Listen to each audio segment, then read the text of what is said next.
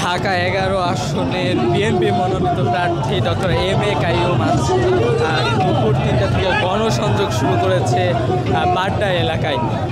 ঢাকা 11 যে আসনটি আছে সেখানে ভাটারা, রামপুরা, বাড্ডা এবং হাতিরঝিল থানার একাংশ নিয়ে এবং পাশাপাশি কিন্তু ঢাকা উত্তর সিটি কর্পোরেশনের 21, 22, 23 এবং 37, 38, 39, 40, 41 এবং 42 নম্বর ওয়ার্ড নিয়ে গঠিত এই আসনে বিএনপির পক্ষ থেকে লড়বেন ডক্টর এম.এ. কাইয়ুম এবং তিনি কিন্তু আজকে যে ধানের শীষ, সেই ধানের শীষ হাতে নিয়ে কিন্তু এই গণসংযোগ শুরু করেছে এবং বিপুল সংখ্যক কিন্তু এই যে 3টি থানা আছে সেই 3টি থানা থেকে বিপুল সংখ্যক যে নেতাকর্মী বিএনপির আছে তারা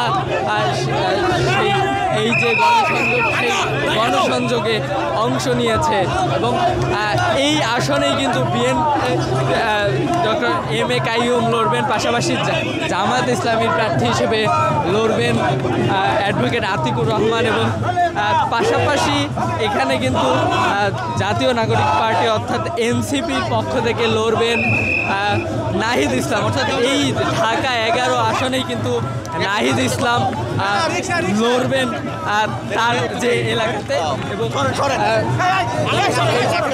এবং তিনি, আমরা একটু কথা বলবো আসলে যিনি চাঁদামুক্ত ঢাকা 11 আসন করব।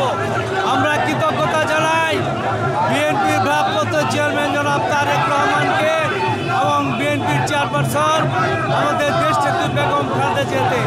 এই অঞ্চলের মানুষ এটা বিএনপির ঘাঁটি। ইনশাআল্লাহ গণজাগরণ সৃষ্টি হয়েছে ধানের শীষের পক্ষে। ধন্যবাদ।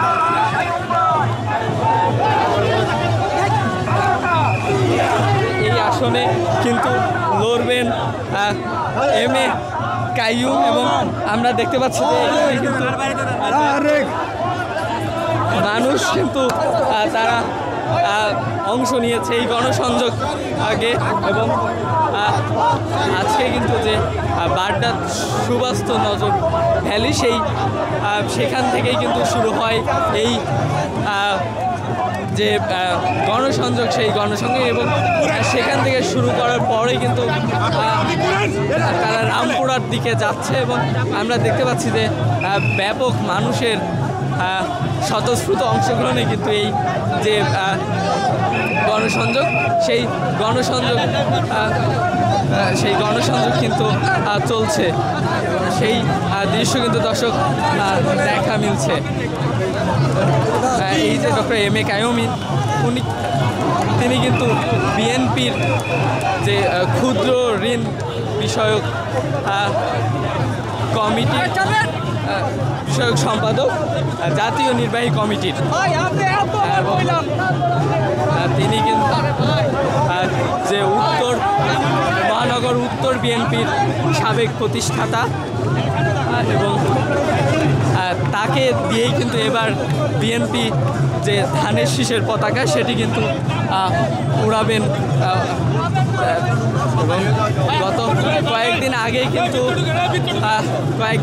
কিন্তু তারা এই যে তারেক রহমানের নির্দেশে বিএনপির চেয়ারপারসন গুলশানের যে অফিস, সেই অফিস থেকে কিন্তু স্থায়ী কমিটির সদস্যদের উপস্থিতিতে বিএনপির মহাসচিব মির্জা ফখরুল ইসলাম আলমগীর তিনি কিন্তু 287টি আসনের প্রার্থী ঘোষণা করেন এবং তার প্রেক্ষিতে কিন্তু এই আসনের মধ্যেই কিন্তু ডক্টর এম.এ. কাইয়ুম তিনি ছিলেন এবং তাকে কিন্তু ঢাকা 11 আসনের প্রার্থী ঘোষণা করা হয়।